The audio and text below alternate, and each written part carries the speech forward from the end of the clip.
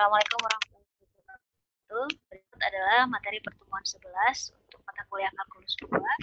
Materinya mengenai integral fungsi rasional yang memuat sin X dan cos X.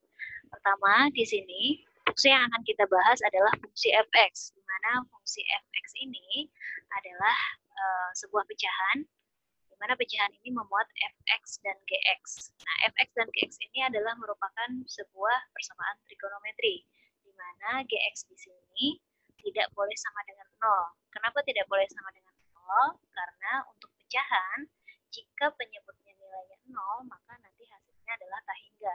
Sehingga kita nanti berusaha merubah bentuk persamaan ini agar gx atau penyebutnya di sini adalah nilainya tidak sama dengan 0.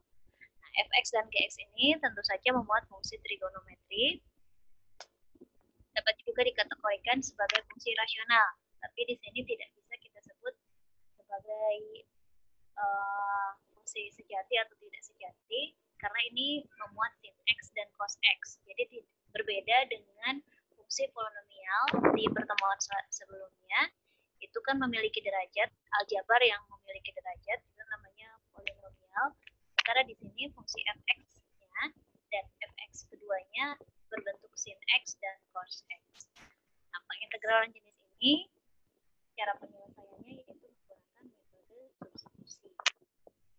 Berikut ini ada berikan beberapa contoh fungsi rasional yang pembilang dan penyebutnya memuat fx, sin X, atau gx-nya adalah cos X. Berikut ada 5 contoh, bisa diperhatikan. Kelima contoh ini bentuknya dua-duanya merupakan persamaan trigonometri, di mana bentuknya merupakan pecahan ya, ada penyebut dan ada pembilangnya. Kalau kita lihat dalam bentuk pengintegralan fungsi rasional, nah berikut ini bentuknya seperti ini. Dx di sini boleh ditaruh di atas seperti ini, atau boleh ditaruh di samping. Jika dx-nya ada di atas, ini artinya adalah integral dari 1 per 1 plus sin X min cos X dx. Gitu. Jadi di sini ada angka satunya ya, jangan lupa. Begitupun yang lain, sama persamaannya seperti ini. Nah, bagaimana kita menyelesaikan persamaan integral dalam bentuk trigonometri seperti ini? Maka kita bisa selesaikan dengan menggunakan metode substitusi. Nah, di sini yang kita misalkan adalah X sama dengan 2 arcus tan Z. Nah, dari 2 arcus tan Z ini, kita akan dapat dx-nya adalah 2. Misalkan X-nya adalah 2 arcus tan Z, sehingga dari persamaan X sama dengan 2 arcus tan Z ini, kita dapat nilai dx-nya. Dx ini adalah turunan dari X ini, dan kita dapat 2 per 1 plus Z kuadrat dz. Nah, selanjutnya bagaimana kita mencari sin X dan cos X dari persamaan 2 ini? Maka kita disubstitusikan ke bentuk variabel Z. Karena di sini X-nya adalah 2 arcus tan Z, arcus tan ini artinya adalah kebalikan dari tan. Kalau kita nanti kita perhatikan ya bentuknya. Nah, pada saat kita mencari Z, maka di sini Z ini bisa kita cari dari kebalikannya. Pertama, kalau boleh kita rubah bentuknya, 2 ini kita tarik ke depan, ke sini, ke depan X, maka akan jadi setengah X atau X per 2 seperti ini, yang di bawahnya ini. Nah, X per 2. Maka arcus tan Z sama dengan X per 2. Maka Z-nya sendiri adalah kebalikan dari arcus tan, yaitu tan. Sehingga di sini kita dapat tan X per 2 sama dengan Z. Nah, kita masukkan ke rumus identitas fungsi trigonometri. Pertama ini adalah rumus fungsi identitas trigonometrinya, kita masukkan ke sini. 1 plus Z kuadrat. Karena ini tan X per 2 kuadrat, maka di sini akan berubah jadi Z kuadrat. Sama dengan secant kuadrat per X per 2. Nah, kita lihat kembali. Bagaimana perubahan dari secant menjadi cos? Secant itu artinya 1 per cos. Sehingga untuk kita mencari cos, maka ini tinggal dibuat 1 per 1 plus Z kuadrat. Menurut identitas fungsi trigonometri yang lain, kita masukkan ke rumus ini. Sin kuadrat X plus cos kuadrat X sama dengan 1, sehingga didapat persamaan sin kuadrat X per 2 sama dengan 1 min 1 per 1 plus Z kuadrat. Seperti ini. Sehingga hasil akhirnya kita bisa dapat, maka sin X-nya itu kita bisa rubah menjadi 2Z per 1 plus Z kuadrat. Nah, tolong dihafalkan rumus ininya ya, karena ini akan sangat penting untuk nanti pengerjaan trigonometri bentuk pecahan seperti ini. Begitupun cara kita mencari cos seperti ini, maka nanti 2 arcus tan Z, X-nya dimisalkan 2 arcus tan Z, maka sin X-nya sama dengan 2Z per 1 plus Z kuadrat, dan cos-nya adalah 1 min Z kuadrat per 1 plus Z kuadrat. Jangan lupa juga untuk dx-nya ya, yang ini juga penting, kita harus hafalkan juga. Dx-nya adalah 2 per 1 plus Z kuadrat dz. Oke, kita masuk ke contoh soal di sini. Ini contoh soal nomor 1, di mana integral dx per 1 plus sin x plus cos x. Nah, ini tinggal disubstitusikan saja. Dx-nya kita ganti menjadi 2 per 1 plus Z kuadrat dz.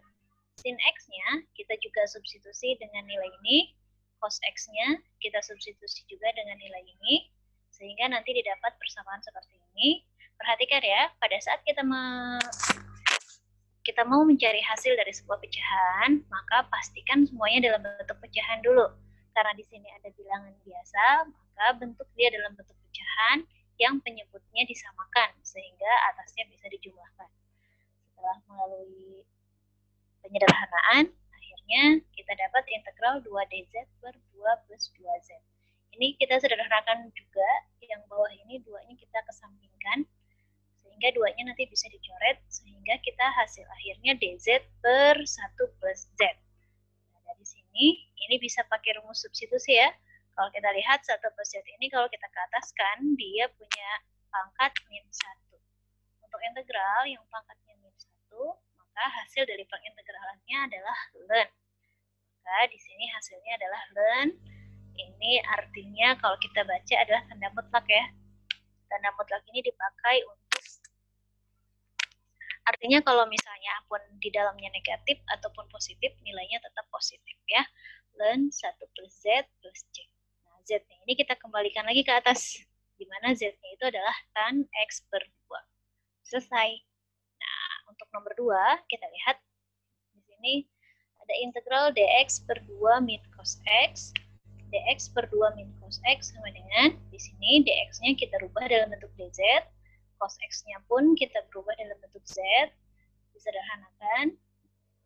Nah, akhirnya seperti ini. Nah, ini ada beberapa rumus tambahan, nanti kita sampaikan lagi beberapa rumus tambahannya, bagaimana perubahan dari integral z per 1 plus 3z kuadrat ini bisa menghasilkan 2 per 3 integral dari dz per 1 plus akar 3 kuadrat plus z kuadrat. Sehingga nanti turunan dari sini menghasilkan hasilnya ini, tinggal z-nya kita kembalikan lagi ke tan x per 2 plus c. Selesai. Nomor 3-nya integral dx per 3 plus sin 5 sin x. Nah, ini juga sama seperti biasa, dx-nya kita rubah ke dalam bentuk dz, sin x-nya kita juga substitusikan dalam bentuk z, sederhanakan sampai memuat suatu persamaan z dan dz. Nah, kalau yang ini kita perhatikan ya. Yang ini bedanya di bawahnya ini adalah suatu bentuk persamaan. Kayak bentuk persamaan aljabar biasa ya, kayak bentuk persamaan kuadrat. Dimana di sini kuadratnya adalah z kuadrat. Nah, maka di sini ini kita bisa faktorkan. Dimana 3z kuadrat plus 10z plus 3, ini menghasilkan pemfaktorannya adalah 3z plus 1 kali z plus 3.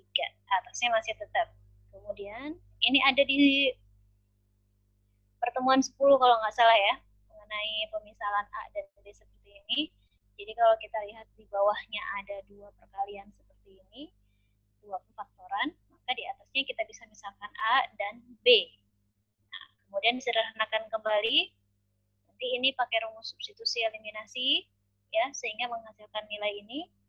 Dan akhirnya adalah, ini sebetulnya ada beberapa kesalahan di sini ya, 3/4, ini harusnya 3/4 dan 3z plus 1 min 1/4 ln Z plus 3 plus C. Nah, nanti kita sampaikan di sini. Nanti Z-nya tinggal dirubah lagi menjadi tan X/2 ya. Nah, untuk soal-soalnya silahkan diselidiki masing-masing. Kalaupun misalnya ada yang ditanyakan, silahkan ditanyakan lewat diskusi. Terima kasih.